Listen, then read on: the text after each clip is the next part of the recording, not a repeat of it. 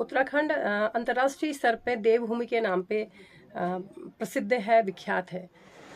तो जितने भी यहाँ पर लोक परंपराएं, तीज त्योहार मनाए जाते हैं, तो देवों का आह्वान करते हुए, देवों का उत्सव मनाते हुए मनाए जाते हैं। तो इसी क्रम में अभी अगस्त सितंबर के महीने, भाद्रपद के महीने 7वां 8वां मनाया जा रहा है आजकल।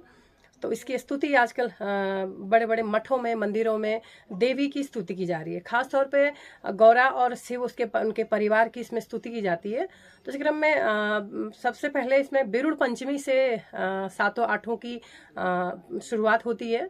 इसमें बिरुड़ पंचमी के दिन जो प्राकृतिक जल स्रोत होते हैं, उसमें 5 प्रकार के अनाज को, चना, गेहूं, गहत और मक्का आदि 5 अनाजों को इसमें भिगोया जाता है। उसके बाद उसको प्राकृतिक स्रोत में जाके धोया जाता है। उनको साफ धोने के बाद उसी में उसी बिरुड़ जो कहा जाता है, जिसको 5 अनाज का जो एक सम्मिश्रण होता है, इसमें गौरा की मूर्ति स्थापित की जाती है। उस मूर्ति को स्थापित करके भी गौरा का पूजन किया जाता है। तो गौरा माँ का पूजन किया जाता है। इसके बाद इसमें एक परंपरा इसमें भी जुड़ी है कि गौरा शिव महेश्वर से, भगवान शिव से नाराज होकर अपने मायके आ जाती है। तो उसमें इस दिन सप्तमी के दिन आती है। तो अष्टमी के दिन कहा जाता है कि शिव इसमें गौरा को लेने के लिए मायके पहुंचते हैं उनके। और इसमें मान्यता है गौरा को दीदी के रूप में, और भगवान शिव को भिंजू कहते हैं, हमारे उत्तराखंड की लोक भाषा में इसको भिंजू कहते हैं, जीजा जी के रूप में पूजा जाता है।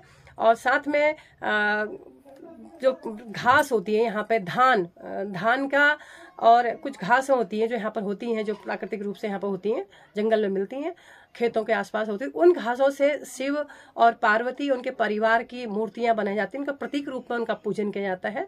और उसके बाद फिर 8वें दिन महिलाएं इसका 7वें दिन और 7वां को, सप्तमी को और अष्टमी को माँ गौरा का व्रत रखती हैं, अपने बच्चों के दीर्घायु के लिए और स्वस्थ आरोग्य जीवन के लिए, अपने परिवार के दीर्घायु होने के लिए, परिवार के सुखी और समृद्ध होने के लिए रखती हैं। और इसी के दिन जो बिरुड़ होता है अष्टमी के दिन, गौरा को कई जगह तो ऐसा भी किया जाता है, इसमें गौरा को एक खास तरह की टोकरी में, डलिया में रख के गौरा और शिव की मूर्तियां गांव-गांव में घुमाई जाती हैं। यात्रा, शोभा यात्रा निकाली जाती है, महिलाओं द्वारा निकाली जाती है शोभा यात्रा, जिसमें गौरा के गीत गाए जाते हैं, जो लोकगीत होते हैं गौरा के गीत गाए जाते हैं।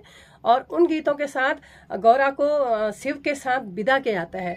और इसी दिन अपने बच्चों के सुख समृद्धि के लिए महिलाएं एक पीले रंग का सूत हाथ में और गले में बांधती हैं। और इसके बाद फिर इस पर्व को गौरा और शिव के आराधना और उपासना का पर्व माना जाता है।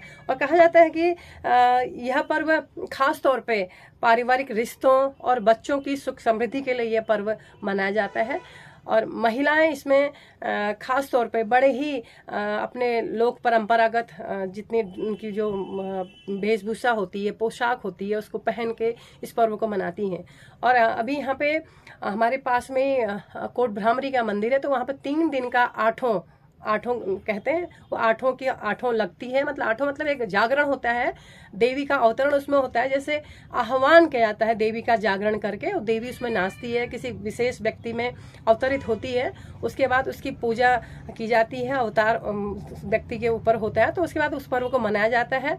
और उसमें फिर सप्तमी और अष्टमी को किया जाता है। आज देवी का जैसे केले के खास वृक्ष, कदली वृक्ष से उस देवी का प्रतीक रूप में बनाया जाता है उसको। उसके बाद देवी की पूजा की जाती है। कई मंदिरों में, मठों में 7वां 8वां की जो लगती है, 8वां लगती है, देवी का जागरण होता है। तो उसी के साथ, और ये पूरी परंपराएं कई सदियों से चली आ रही हैं, क्योंकि उत्तराखंड जो है शिव की भूमि है, देवभूमि है, गौरा और शिव की भूमि है। तो इसलिए इसको गौरा के मायके आने का और शिव के उनको मना के ले जाने का, उनकी नोक झोंक का यह पर्व है।